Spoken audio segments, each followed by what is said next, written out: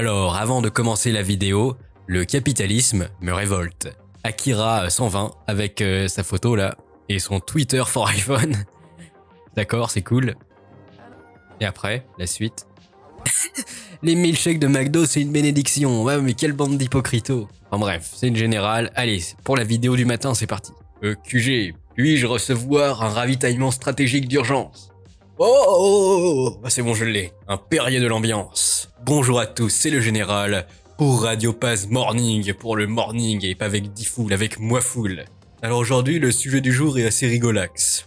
Nous avons un jeune Jean Kevin, alors ce mec est dans une coloc anarcho-communiste. Alors de base, je ne savais pas que ça existait ce truc.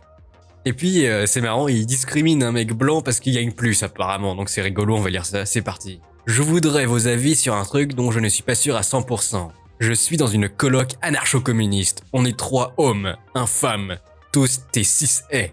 Déjà on va commencer à se ravitailler parce que ça commence bien. Sur les 4, 3 personnes racisées. Un homme white. On a choisi en vivant et bossant ensemble de faire vivre un projet libertaire. Ah oui, c'est très libertaire. De payer son loyer à un boomer qui va gagner de la thune sur votre dos. Dès le départ, on a acté qu'on fonctionnerait pas comme les autres colocs. On voulait tendre à l'égalité le plus possible et on avait, depuis le début, acté d'un mode de vie en commun, où on tente petit à petit de plus en plus socialiser pour parvenir à l'égalité des ressources. L'égalité des ressources, alors c'est quoi ce truc? On met en commun le frigo, on met tout dans le frigo, mais la nuit, il y a tout le monde qui pille dans le dos parce qu'ils ont faim. C'est un truc du genre. Tout se passe bien, mais voilà, même si je tends à l'égalité, on est aussi conscient que l'égalité ne se décrète pas. Un trait de plus haut, t'avais l'égalité, mais en fait pas tout le temps, c'est ça qui est rigolo en fait. Mais qu'elle se construit.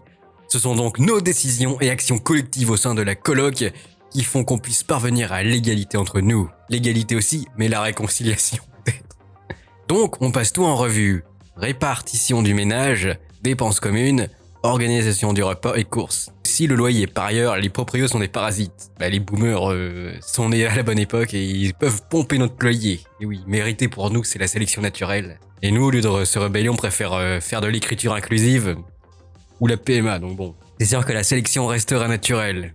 En gros, jusqu'à maintenant, on avait un peu mis en place un loyer un peu au pif, selon ce que chacun souhaitait payer. En gros, on est à 1500 € de loyer, plus 500 € de charges à payer au total. Et on divisait selon ce qu'on chacun trouvait comme étant un loyer acceptable.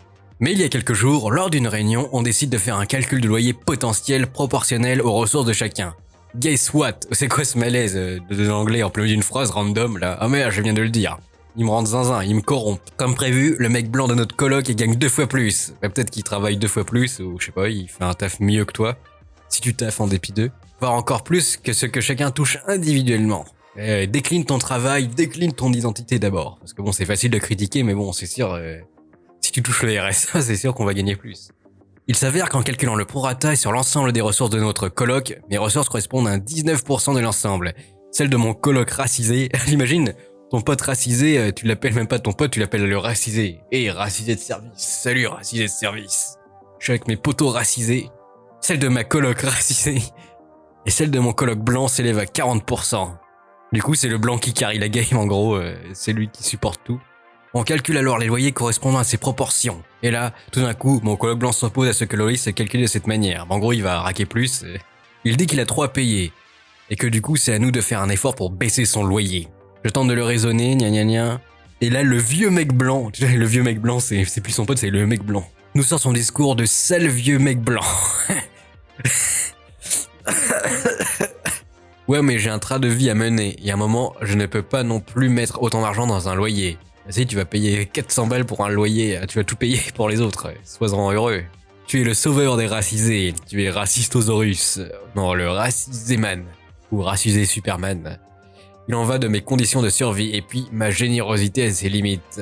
Pourquoi déjà tu vas là dans ton truc anarcho-bidule en une coloc tout seul? Et maintenant, évidemment, on va regarder l'avis de l'élite de la nation. L'élite de la nation. Le communisme à 4, c'est de la demeure. Imaginez à l'échelle d'un pays. Loyer au prorata, cette idée de perdant. Si je gagne plus, c'est pas pour payer plus. Sinon, je n'arriverai jamais à économiser pour mes projets. Le mec est plus roussiste que Zemmour, qui répète pendant tout le trade qu'il a des potes pas blancs. Imaginez lire ça il y a 20 ans, digne d'un roman de SF. Bon bah voilà, qu'est-ce que vous en pensez? Est-ce que c'est ça le futur cyberpunk dystopique? En fonction de ton pack de texture, tu payes plus, c'est complètement bizarre.